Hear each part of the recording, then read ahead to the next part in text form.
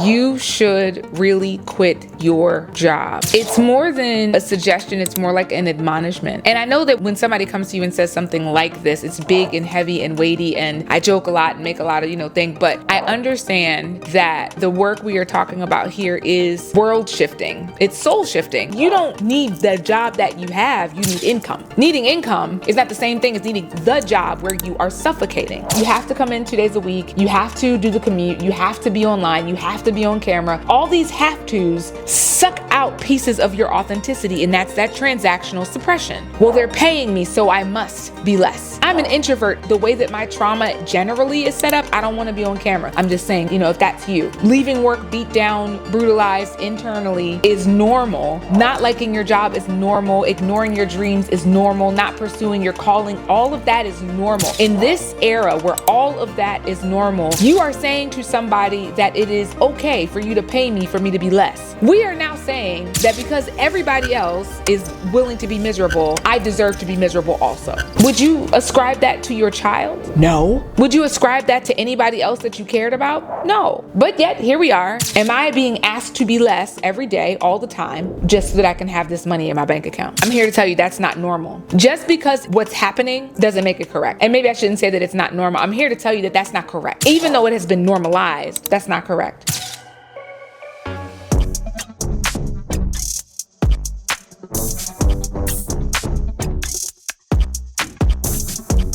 I want you to think about that thought for a moment in like the most sober-minded way possible and consider what I am saying. You should really quit your job. It's more than a suggestion, it's more like an admonishment. It's more like you don't have the real opportunity to ignore it or not consider that you should really quit your job. And I know that when somebody comes to you and says something like this, it's big and heavy and weighty, and I joke a lot and make a lot of, things, but I understand that the work we are talking about here is world shifting. It's soul shifting, honestly, to consider the notion that you should really quit your job. Here is kind of the rub. We spend a lot of time here talking about the corporate culture that is not really giving you a lot of choice. The problem here is that it's so normalized. Corporate trauma and the challenges that come along with trying to work in a workplace, the situations where people are overlooked, ignored, treated poorly, all of that is so normal that when I say to you, you should really quit your job, usually the first thing that comes up is, oh, it's not that bad. So this whole show is dedicated to kind of unearthing the stuff that sits on top of making that normal. It is not normal. Humans should not be mistreated. I had a thought yesterday when I was kind of jokingly talking on my Instagram page about what my TED Talk would be, and I'm not saying this isn't true, but my TED Talk would absolutely be the whole idea of aligned authenticity with productivity, right? So not just doing for the sake of doing, including your job. If you are working in an institution and at a position at a desk behind a computer that is misaligned from your calling and purposeful work, which by and large is the reason you are here, then you are just doing busy stuff. You're not actually being productive. The real crux of this whole thing is that going to work for companies with the way that corporate culture is structured right now, where trauma is normal, leaving work beat down, brutalized internally is normal, not liking your job is normal, ignoring your dreams is normal, not pursuing your calling, all of that is normal. In this era where all of that is normal, you are essentially transactionalizing your calling and your authenticity. You are saying to somebody that it is okay for you to pay me for me to be less. We are now saying that because everybody else is willing to be miserable, it's okay that if you pay me, as long as you pay me enough, I'll be whatever you want me to be. And when I put it in those kinds of terms, it starts to feel offensive. And I'm not here to try to offend you. I'm here to unearth the layer of acrylic that is sitting on top of the understanding that work is just work. It's just a job. It's just a paycheck. That is not so. This is your life. Work is a part of your life. Your bills are here to support the way that your life goes and the way that you experience that life every day. Yes, you have to pay a rent. Yes, you have to pay a mortgage if you choose one. Yes, you have to pay for a car if you choose one. Yes, those things are all very true. If you've got kids, you've got to pay their expenses. Nobody's trying to tell you not to pay your bills, right? Pay your bills. And also understand that you do have a choice around how those bills get paid. I put up a poll in my Instagram whenever that was, and I asked the question, how many of you have been thinking about quitting your jobs? 100% of the people that answered said yes. 100% of the people that answered said, I have been thinking about quitting my job. Yes, that is me, 100%. The secondary follow-up in the story trajectory was, well, why haven't you quit your job? Now there are reasons why you haven't quit. Somebody said, oh, I'm married. I have a wife and responsibilities. Okay, got it. Somebody else said, well, I don't want to do anything else that feels like a lot of, work, like a lot of effort. I need something that's, whatever. So in each instance, with each objection, of course, I have a response that's like, well, you don't need the job that you have, you need income. Needing income is not the same thing as needing the job where you are suffocating. That is the whole challenge here. The challenge is not whether or not you need money to pay your bills. Of course you do. That's just a rational thought, right? Like, got it. The challenge here is, do you have to subject yourself to the transactional suppressing of your authenticity and calling in order to pay your bills? Is that your best life? Well, I get to go on vacation. Great. So you live your life for the 1 week a year that you get to, no. No. And it's not just no for the sake of no. It's not just, oh, Shauna's being on a tirade. You, as the beautiful human that you are, God put you here for a work. That work is not necessarily the thing you are currently doing, even if you've been doing it a long time, even if you think that's the only thing you can do. So the big pressure of this show is, why do you think that's all you get? Why do you think that all you get in this life is the thing that is suffocating you? Because everybody else has it? Now we're going with the herd mentality to supplement our angst against misery. And I don't mean to use all these big words. Plainly put, we are now saying that because everybody else is willing to be miserable, I deserve to be miserable also. Would you ascribe that to your child? No. Would you ascribe that to anybody else that you cared about? No. But yet here we are. I have to keep my job because I have these responsibilities. No, you need money because you have these responsibilities. You have a choice about where you spend your time, your effort, and your energy, and your talent, and your calling, because that is what you are giving away every time you go to work. If you've been challenging yourself, if you've been really taking the steps, the bold, courageous steps to consider whether or not the way that you've been showing up for your life every day, starting with the way that you work, if you've been considering whether or not that is serving your greatest, highest, boldest, best version of your life, then it is likely that you've discovered that it probably isn't. That there are probably places where you can actually maximize the way you show up every day to get a better version of your life. One where you're not tired all the time, one where you're not exhausted, one where you are looking forward to things. Recently, I started the Uncultured Coaching Community, which is really a space for you to go after the next goal for your life. And in this season, the goal that we are going after is relocation to another country, at least for part of the year. Now, why does that even matter? Because when you're thinking about reinventing your life, changing the way that you're showing up in the world to align your work, your life, your wisdom, the way that you show up, how you feel every day, when you're looking to align those things, then sometimes you realize, I don't belong here. And it's not that you don't belong here some of the time, but you start to get the understanding that there's some other places that you could go and that you could be. I know that's what happened for me, that it became part of my lifestyle design to consider this picture in a more, global kind of a way. So if that's you, if you are the person that has been challenging the way that work is at the center of your life and realizing that it's time for you to make some changes, I want to personally invite you into this community, this space where we are going after the uncommon life, one where we're not waiting for retirement to live a life that we really want to live. We're not working for the next 60 years to be able to structure our lives. And I want to tell you right now, you don't need to have $1 bazillion saved up for this to be true for you. You just have to get intentional about it. So this community is so that all of us can have this conversation around what it means to really live in an uncultured way, in a way that goes against the plan, a way that goes against what popular culture is telling us is, the right way to get to success. This is your opportunity to reimagine and re-envision the way that your life could be so that you get to live a much more bold and vibrant version of your life every single day. If that's you, click the link below this video and just join the community today. We are waiting for you to continue this uncultured conversation. Now let's get back to the show. So we ask questions here like, is it worth it? Is the place where you're working, is that worth it? Is that like a thing? Are they doing enough to support you? And are they so deeply and steeply rooted in the traditional perception of what corporate culture is that they don't even realize that they're causing harm? That's usually the case. Oh, well, we have to do it this way. This is the way business is done. Why? Who says? The core tenets of business is to measure and manage metrics to achieve objectives. Most places they call those KPIs, key performance indicators. Whoop-de-freaking do. Everybody has a set of KPIs and they're working through them. Government, everybody has KPIs. Great. The how you reach those things is wildly up to the individual company. So it can be a function of culture to do things differently, non-traditionally, in an uncommon way. The non-traditional corporate culture is human-centered versus the traditional corporate culture that is machine-centered. Corporations developed around the machine era. Flick a switch, the machine does the work. Somebody monitors the machine, and that's how we ended up with shifts. Shifts to monitor, shifts to monitor, shifts to monitor. That is where your work hours come from.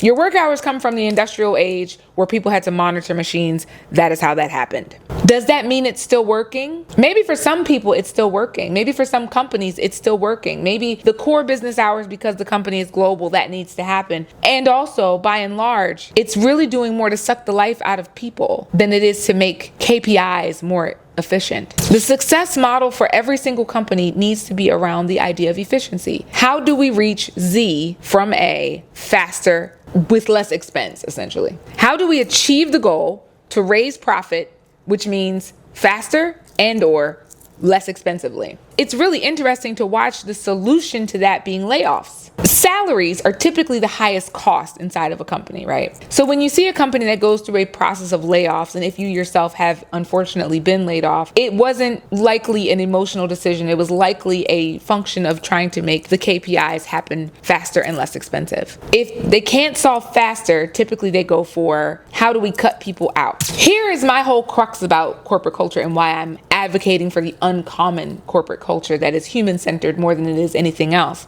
There is an efficiency metric that's missing in the way that corporations allow you to do your work. They're not allowing you to consider what is most optimal for you. And by virtue of that, you are not giving yourself permission to consider what's most optimal for you. Your skill set is a tool, it's a resource. Your authenticity, let me define that here, is also a tool and a resource, but your authenticity, not in the way of, I talked to somebody the other day and they said to me, when I think of authenticity, I think of like being the same way over and over and over and over. No, that's consistency. It's not authenticity. Being the same way just means you've cultivated some habits. The people that get up every day and they go to the gym. My guy, what's his name? Ashton. Don't remember his last name now. The guy on the internet, he runs around facing the water. Him, Ashton. He gets up every day and he's a viral sensation. He's, amassed a tremendous following from doing the same thing every single day. Is that authentically who that man is? We don't know. I have no idea. I have no idea what God put this man here to do. And so that is how we define authenticity. Authenticity is the thing and person you were called and divinely crafted to be. You were called to do a work. You were crafted to be a way. That is your authenticity. Living a life where you are deeply attached to who you were created to be and doing the work you were called to do is going to be how you live your best life. Not that every day will be the best. I'm not promising you $20 million tomorrow. I am not doing either one of those things. I am saying that you will have rough days. I am saying that sometimes money will be weird and all of that is still true and fine. And you will still be living the best version of your life because you will be doing so in alignment. So my point in all of that is, there's an efficiency metric in the human capital that is being missed. So if a company is looking to track their KPIs, their key performance indicators, right? Where they're saying, we as a company need to get from A to Z in the cheapest, fastest way possible. That's what we're here to do. We're here to get from A to Z, cheapest, fastest way possible. Why? Cheapest and fastest means greater profit, right? Company is here to make money. By nature, people don't make companies just, not make money. Even nonprofits are trying to make money to support a cause of some sort, right? So A to Z, faster. That is what it is. And the Z is our KPI. The A is our starting point. And the A to Z in the middle, the B through whatever, is how we get there. When we are thinking about speed of doing the thing, sometimes there are variables that we can't control with the speed of doing the thing. So speed of doing the thing has something to do with, employees, your coworkers, they come to work late. They're not really doing their jobs. Not you. I know it's not you, your coworkers, right? They come to work late. They're not really doing their jobs. Things are backlogged in shipping. Things are taking longer than expected. There's 5 more steps that nobody accounted for. All of that stuff is just like, there's just variables. You know what I mean? Somebody quit and you can't, replace them immediately. Like all of that stuff creates variables. Things get stacked upon, each other. And so that creates a backlog. That's a time variable, right? Can't always control those. So what can you control? How much money you are spending to get from A to Z. Where's the place that you can control that? You can control that in salaries. People get laid off because companies are looking at how do we get from A to Z faster and cheaper. And typically where they're spending the most money is in salary. So when things need to shift,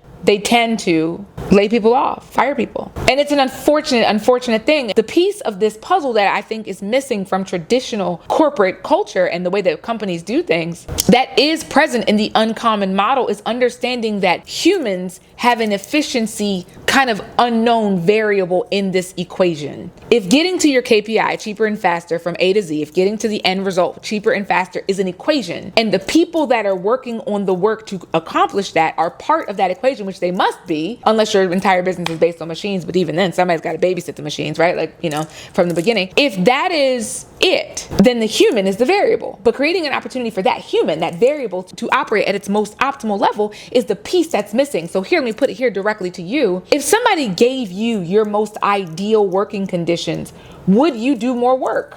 If you got to work on what you cared most about at the time of day where you felt most energized, in an environment where you felt most productive, in a way that felt most true to who you are and authentic to who you are, among the people, places, and things that matter most to you, could you in fact be more productive?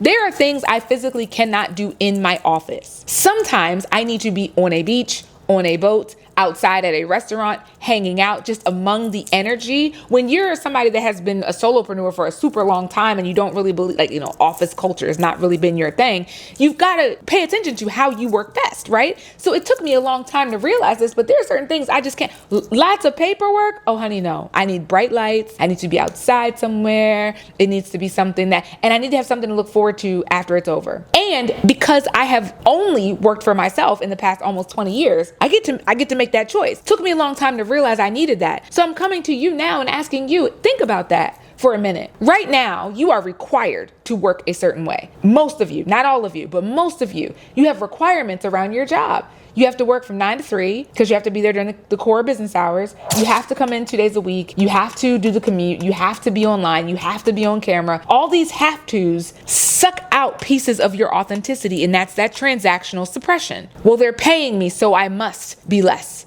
I'm an introvert, and the way that my trauma generally is set up, I don't want to be on camera. I'm just saying if that's you, but you're required to be on camera. It's probably the most gut-wrenching hour of your life. And so now you find yourself disassociating from your own body just to be present at your job. These are real things that I think traditional corporate culture completely neglects. You know why it neglects it? Because it does not account for its people first. It accounts first for KPIs. KPIs always come first in traditional business models and corporate cultures. And unfortunately, measuring in business is necessary. 100%. I guarantee that if more companies took you into account first, they would get better results. So regardless of the industry that you work in, it is important for you to know, and I guess that's also part of this podcast, pulling back the curtain on what business models look like and why people are doing these silly things. And also to let you know, you don't need to have 3,000 meetings. You don't need to have 300 meetings a week. That's ridiculous. And honestly, I've said it in another episode, if you're having 30 meetings a week about the same blessed thing, that is an unclarified corporate culture that has no direction, and also an unclarified brand, because there's nothing to talk about that much.